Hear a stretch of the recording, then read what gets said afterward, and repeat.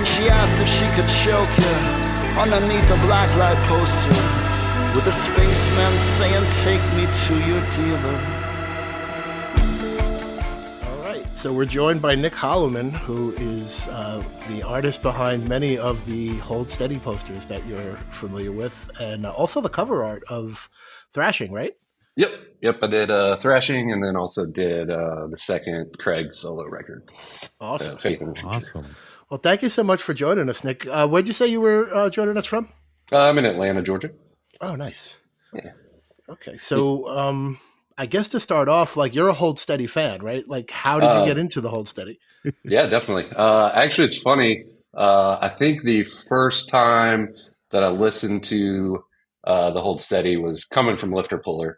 So I was a fan of Lifter Puller, but I got into Lifter Puller because of Aesthetic Apparatus, who is a design studio up in Minneapolis who did a lot of the early Hold Steady poster stuff, and they still do, a handful here and there. I think they did Constructive Summer a few years ago. They did the First Ave anniversary show a year or two ago. So they still do a few things, but I was a big fan of them when I was in college.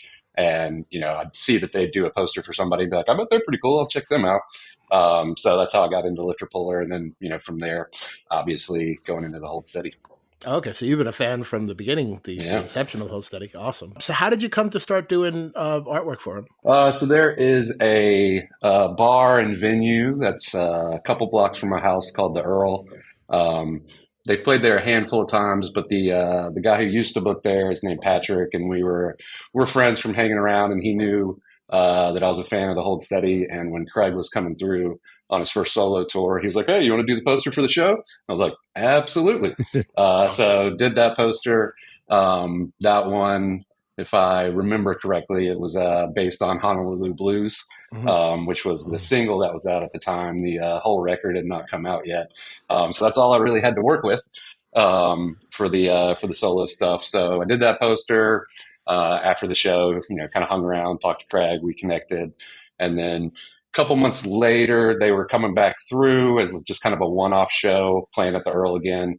And that's when I did the poster that's behind you now, which, I don't think we'll be able to see on audio too well, but it's all the silhouettes of all the different musical artists that were referenced in Hold Steady lyrics at the time of making.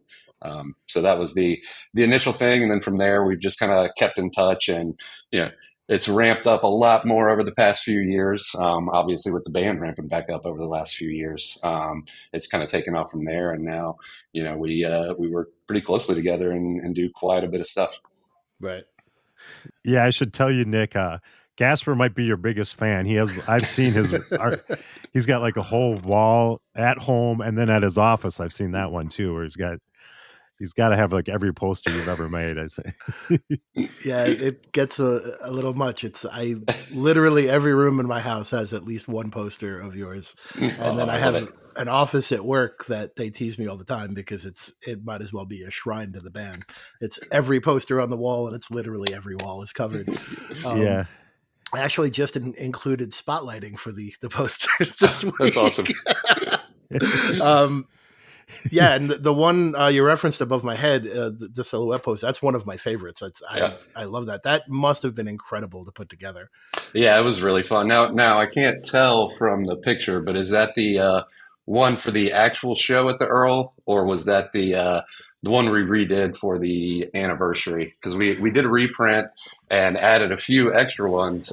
This was after Teeth Dreams came out that we redid it. I want to say it's added that a few extra on there. Okay. So actually, you can't see it, but so this is my living room, and that's pretty much the centerpiece of my living room. It's both the silhouette posters and then the state posters. Yep. The one with the whole country. Yep. So when we did the country one is when we redid and updated that one with the silhouettes, because the original silhouette one we did before Teeth Dreams came out. And then that one was after. So there was a few on there that we were able to come back and add in, and then also added in some from the, bonus tracks that were on the anniversary reissues of Boys and Girls and Separation Sunday and all those. So we get to add a few extra in there.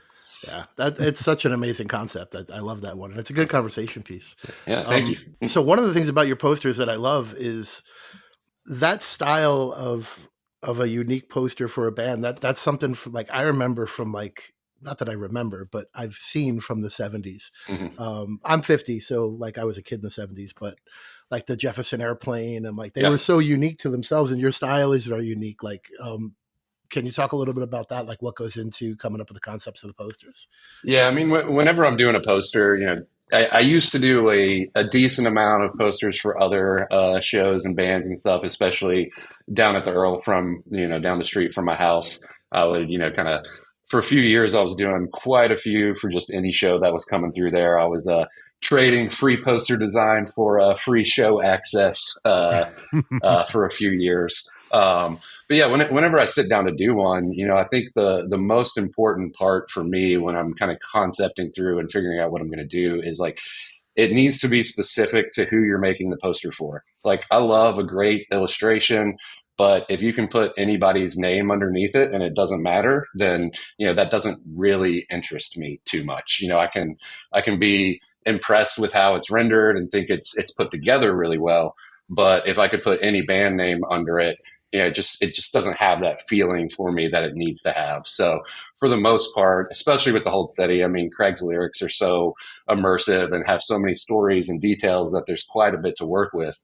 But it's all based there. It has to be specific for the band, whether it's, something about the band itself or something about a specific lyric or song or meaning. But, I feel like, at least hopefully, on all the posters I've done for them. Like, I don't think you could put another band's name on there and it really make any sense as a poster. So that's kind of always the most important thing for me.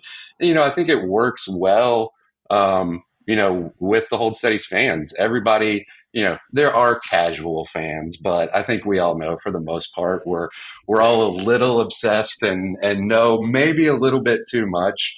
And so it's fun to get to play off of some of those little details. And that's really the base. Is it has to be specific for who you're doing it for, or it's just another poster, I guess. Right, absolutely. And we were just talking about that before you came on. There's so many little details. You highlight them on your Instagram, which I love. Like, for example, the Vegas show on the cards, you have all the water towers like in the cards. And it's like, those are the details. Like, you really got to look at the poster, which is awesome because the designs are always like fairly simple, like in concept, but then the details are in there as an Easter egg, which is very apropos for the Hold Steady. And yeah, awesome. and that's kind of how I'm actually working on another one right now. Oh yeah. All right. So I was talking about it with my wife last night, and we were looking at it and we're like, all right, I got to figure out how to get all this other stuff in there, and then once we get that, we'll be done with the poster. But then that's the fun part where you get to go in and add like 20 different small little elements in there that maybe somebody will see, maybe somebody won't. But that's the fun part. I think, I don't know if you guys are familiar with the Chicago poster that I did maybe 5 or 6 years ago. It's the apartment building with the lights on it. And the lights form the Stay Positive logo of the ones that are lit up. So that one, I think, is my perfect example of being able to finish the design and then go in and add as many possible things as you can. I mean, I had however many windows there to work with. So I was able to throw a bunch of Chicago references and then a bunch of Hold Steady references. And somewhere, I think it's towards the top on the left side, I threw a picture of myself with my son on top of my shoulders in one of those windows. So that's always fun to be able to, look back through that thing and find all the things. And, I've forgotten about some of them when I look at it. So even then, it's still fun to go back and look at that kind of stuff. So it's almost like a Where's Waldo type. With all that detail exactly. in there. So I'm trying to think what else is in there. There's like a Michael Jordan in the window. There's like some stuff for Touch and Go, which is a great label out of Chicago. And all that kind of stuff is always fun to kind of get in and see what all you can put in and know that some people are going to see it, some people aren't, and that's cool. And then there's just that ability to kind of show those to people when you're talking to them. They're like, oh, I totally see that now. And that adds an extra layer to it, which I think is always fun. That's awesome. I can always recognize your work immediately because it's just got like a clean, like line, optimistic look to it. Or I guess I'm not an art student, so sorry.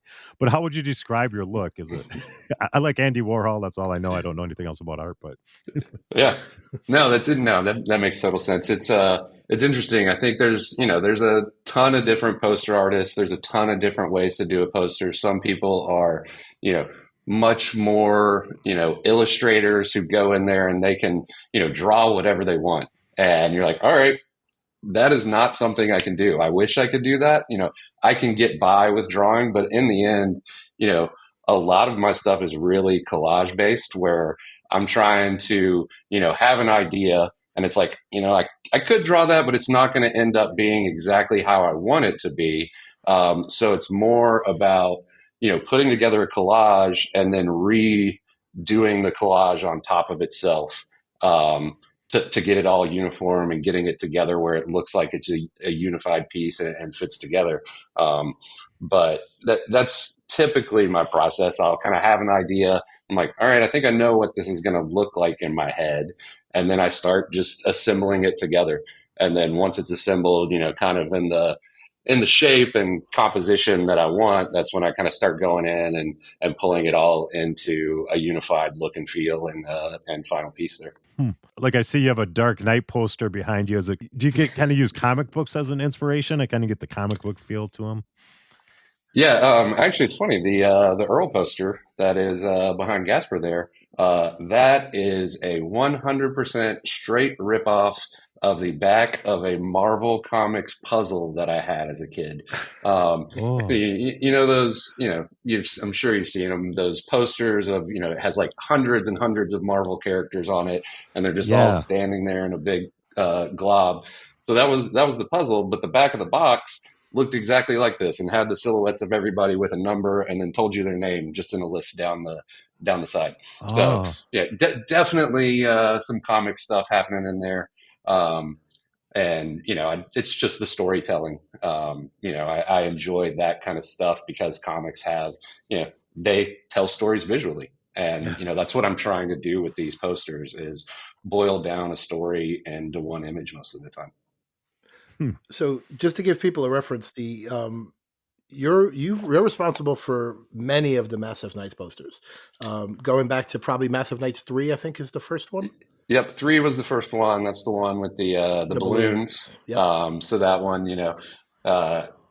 we kind of always thought of Massive Nights as kind of like, the prom for all the Hold Steady fans. And, I always just remember those, Mylar balloons at school dances, they say what year it is, or it says prom or whatever. I was like, what if we just tried to make those? And do the Stay Positive logo out of it. And that's kind of where that one was born from.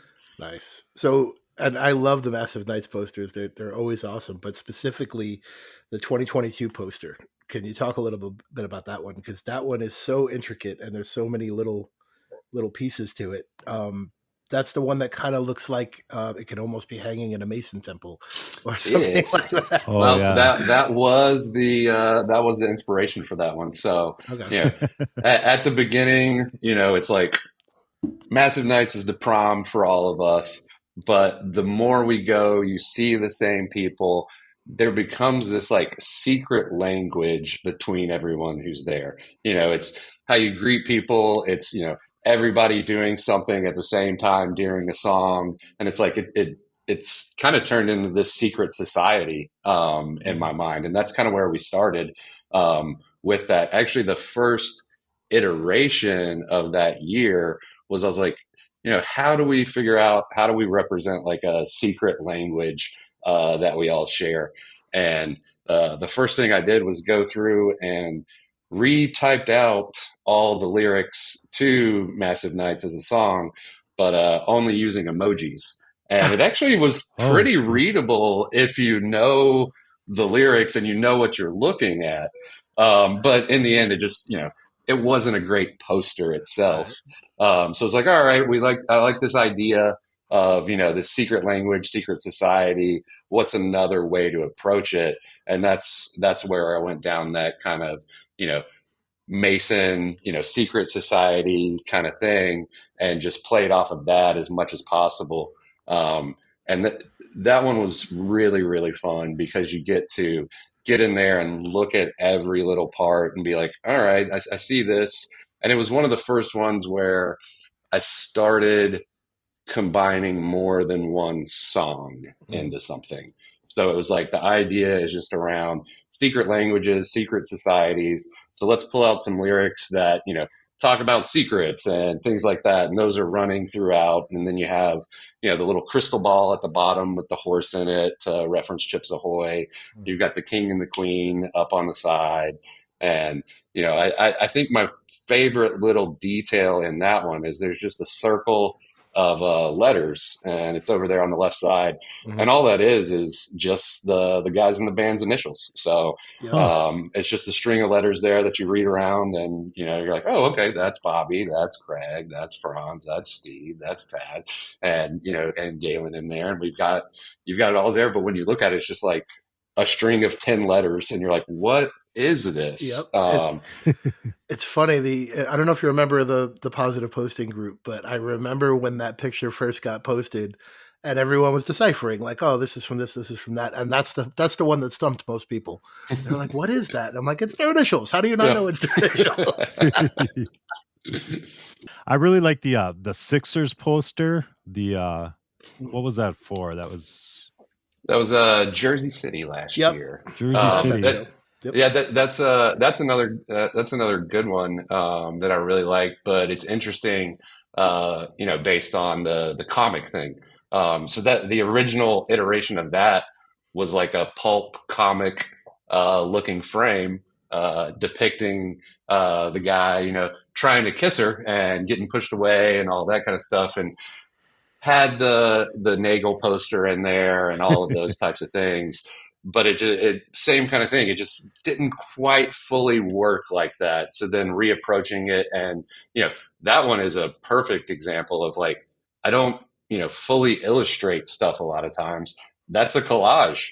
That's a collage of all these elements. I shot a few of those pictures. I pulled a few of them from just weird stock photo sites, and just putting them back together and unifying it. And then to bring in the little human element of the shadow of them dancing, I think really kind of pulled that one together, where it isn't just like, here's a still life of a bunch of objects that happen to be mentioned in this song. It really kind of finalized that scene. Yeah, it almost like the picture almost has movement because you can see there are shadows of them dancing over everything that's described in the song. Like, so you have a Nagel. So what's it like having? I kind of like it because you have another artist in your inside your piece of work there. So so hopefully I won't get in too much trouble. The patent's got to be, his stuff was all in the 80s, so his patent's got to be up by now, or what? How's that work? I'm sure we'll refer to it as a transformative work, so we'll be all right. That's one of the ones I get the most comments about at work. I have that in my office. So people really do love that one. And it's funny because, like you mentioned, the Chicago one, and it's like, basically I had to make a rule for myself where, like, you have to go to the show to get the poster. If you're not at the show, you can't get the poster. And he lives it too. I tried getting him the Minnesota State Fair one, and he's like, "Oh, I really like it," but he goes, "I'm not at the show, so don't send it to me." So he really lives it. And I love that image. I have it on a T-shirt. I got it too. Yeah, I have it on a T-shirt, which oddly enough, I bought the T-shirt at the Jersey City show, because that's where Josh had told me that there was like a whole order mix up, and he had a big problem with it. He was like, "I got all these shirts." I'm like, "Oh, then I'm buying one." Yep. And so I think Josh was emailing me. I think I sent him like the files for the shirts again, like 2 days before the fair, because the original order got delayed in transit or something. And he had somebody in town who's like, "I can do, a rush job as quick as I can." But those were not part of it. They're like, "We can do like a one color shirt and we'll get you some." So it was like at the fair show, which I think might be, the biggest show they've ever played as far as like, how many people can fit in there other than opening for the Stones, obviously. But that's the biggest show they've ever played. And I think they only had the posters and like one shirt, so a bunch of stuff got delayed and got sold at later places. That's where the redo of the twin shirt was supposed to be this Oh, year, but it didn't show up there either. Right. yeah, that one's really popular. I've never been able to get that one. I know a lot of people online have been trying to get that one. Yeah. Yeah, I still have my original one from Oh, when would that wow. have been 2006 or 7, and it is hanging on by a thread, and only one thread at this point. So Oh wow. So when we're talking about the Easter eggs, one of the ones that we were trying to figure out, the Portland show, and you highlighted on your Instagram page the guy fishing on the roof. What's the reference to that? so he's sitting on top of the pharmacy, so he is fishing for another prescription. Oh, nice. Oh, wow. Okay, I get it now. Awesome. So yeah, that one is a fun one too. It's got quite a bit. You've got the OTB off track betting. Mhm. I think my favorite dumb joke that are in any of the posters, which is a lot of the times how I come to these little references, is like, what's like a dumb little joke we can put in here that'll make me laugh and make a couple people laugh when I send it to them. Is her father's lawyer as the name of the law firm down there on the corner. Right. It's like, that's not what it's going to be called, but you got to drive it home and have not take it too seriously sometimes. So that one's fun. So another cool thing that you did was for Open Door Policy, you did all the animal designs, right? Yep. And those are I love those when they came out. They so those were done on T-shirts and the coasters, I think. Did they make the record itself? I don't remember. They're on the inside in the liner notes Right. with each track. So that was actually Craig's idea. So Vance Wellenstein, who is a great designer, he did Open Door Policy and Price of Progress, and has done a couple things with Craig as well. He was doing the design, and they were talking, trying to find some themes throughout. And as they were looking through, Craig realized every song on the record has some sort of reference to an animal, whether Mhm. super direct or maybe a little bit of a stretch. I think the biggest stretch is on Spices. We have a bunny because it mentions Easter. But some of the other ones are straight there. You've got hornets and things like that are specifically mentioned. But yeah, that was something from Craig where he called me up and he's like, "Hey, we're doing a new record. Vance is going to do this one, but want to get you to do some illustration stuff for the inside. And here's a list of animals. Let's see what we can do with them." Awesome. Huh. Yeah, and I really like your positive jam fest where you pretty much just go with the jelly jam welches Yeah. almost. Yeah. Yep. Yeah. That one was a lot of fun. It was, I think festival posters are always a little dicey to try to figure out. You want to represent everybody, as equally as possible, but also need to highlight different things. I think we did a good job there. It's a smaller festival, so it's easier. You're not dealing with the 40 artist list there or anything where it's like 3 people are huge and 20 people are kind of big, and then we were able to say, all right, this Hold Steady's festival. They're obviously going to be up here front and center, and then everybody else is just the same. Like, we need to treat everybody the same because all of these artists are amazing. And then just the idea, positive jam. We're on a farm. I'm like, oh, you make jam from fruit. Let's do fruit stickers. And those were fun to put together. A lot of those fruit stickers themselves, with the Hold Steady one, it's just like the jelly jar, the Smucker's jelly jar, and then the other artists are actual just like old fruit stickers that you can find on things that have been repurposed. I think my favorite is the Tallest Man on Earth one. Has that guy on there. I think it was from like a pineapple or something from like Argentina, maybe. I was like, that's a cool looking sticker. I was just searching, Googling like old fruit stickers to see what I could find, and then pull inspiration from there. And that one was a really fun one to put together. Awesome. And when you talk about the concept of equal time, like I think a really good example of that, while it's not a festival, the Boston show, the Hold Steady Dinosaur Jr. one, um, for people who don't know that one, that's the one with the two snakes, and it's literally two posters in one, depending on which way you hang it. Yeah. The Dinosaur Jr. side and the Hold Steady side. Yeah, I thought that was, that was one. It was like, we're doing a co-headlining thing. I was like, all right, how do I do a co-headlining thing? I was like, you can either hang it sideways or you can go whichever way you want, up, down, sideways. It works whichever way. Which I thought that one was really fun. There was I believe, trying to remember who it was. I think it was actually Aesthetic Apparatus, who I mentioned earlier as one of the reasons I got into Lifter Puller. They did a joint tour poster for, I think it was like We Are Scientists and Art Brute, maybe 15 years ago. And they just did two posters that were exactly the same, but the background had the names over and over and over again in, a different color for each one. And it was like you highlighted one and you could go to the show and you could get both, you could get one. They had it on each one, but kind of highlighted it in a different way, which I thought was interesting as well. So, started there as my idea. And then I was like, I don't think we can print two different posters. Come on, let's just figure out how we can do this in one. So then, Nick, I just wanted to, a lot of our listeners here might not have Instagram open, so they might not remember all your posters. I think everybody knows the Thrashing Through the Passion album cover. So can you just talk about that a little bit? Yeah, so that one was super intense to do, I guess. I think that's probably the thing I spent the most on just because of how technical it was. As Craig and I were talking through it, that one was kind of born out of all of the pre-release singles artwork.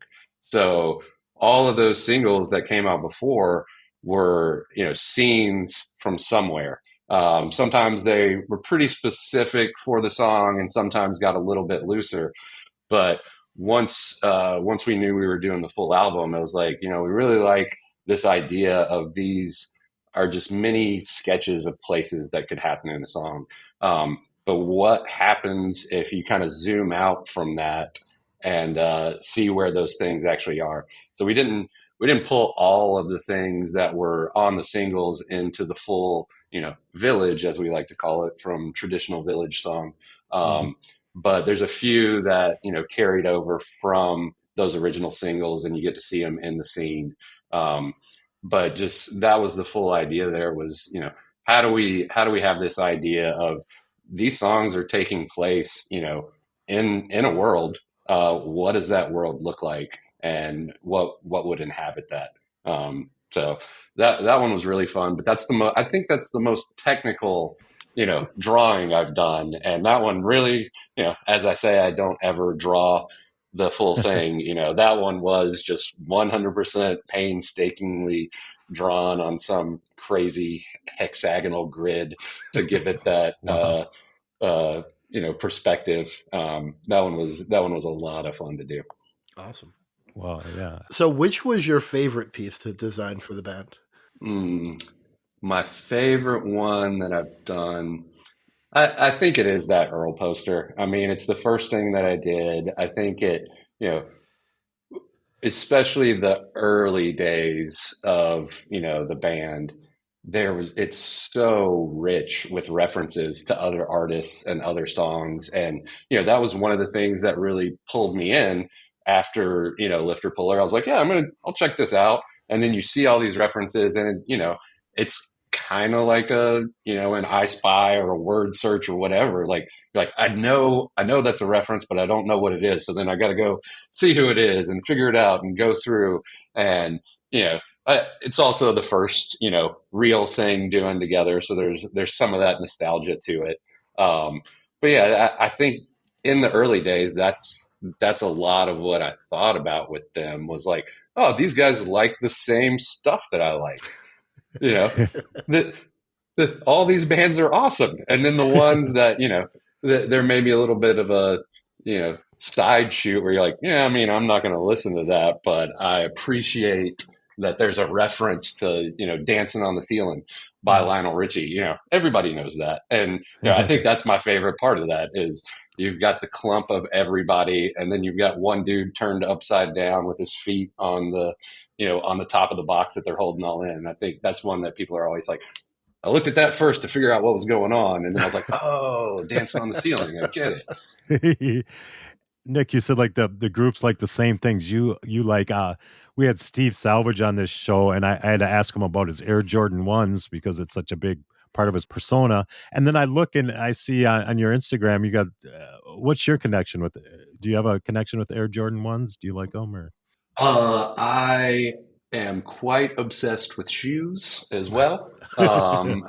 I do have a lot of Jordans. I've actually made a custom pair of Jordans myself from scratch, which was pretty fun. Awesome. Wow. And yeah, so, Steve and I have talked about that a ton. When I show up to the show, we'll always kind of greet each other and both immediately look down and see what the other person is wearing. So I think at this point I've tailed off a little bit, mostly because I've run out of space in my closet to put any more shoes in. I converted all of the hanging spaces to shelves, and now just one row of shirts and pants because I'm a casual guy, but quite a few pairs of shoes. Wow. All right, and you said you're working on a poster now. Can you give us a hint? Let's see. Yes. It's for the summer, and I might be constructing some stuff in it. So, but yeah, I'm supposed to be finishing it very soon, so I'm sure you guys will see it very soon as well. Excellent. Awesome. And then Nick, I just want to ask you one that, you said you put the initials of the band, you kind of hit them in there, and that kind of reminded me of like one of the Led Zeppelin covers. So like if you could go back in time, the 60s, 70s, 80s, and design a poster for any band, have you ever thought about which one you'd want to do? I have not thought of that. It's tough because legitimately, I mean, the Hold Steady is my favorite band. Like, I feel like I'm kind of living the dream already.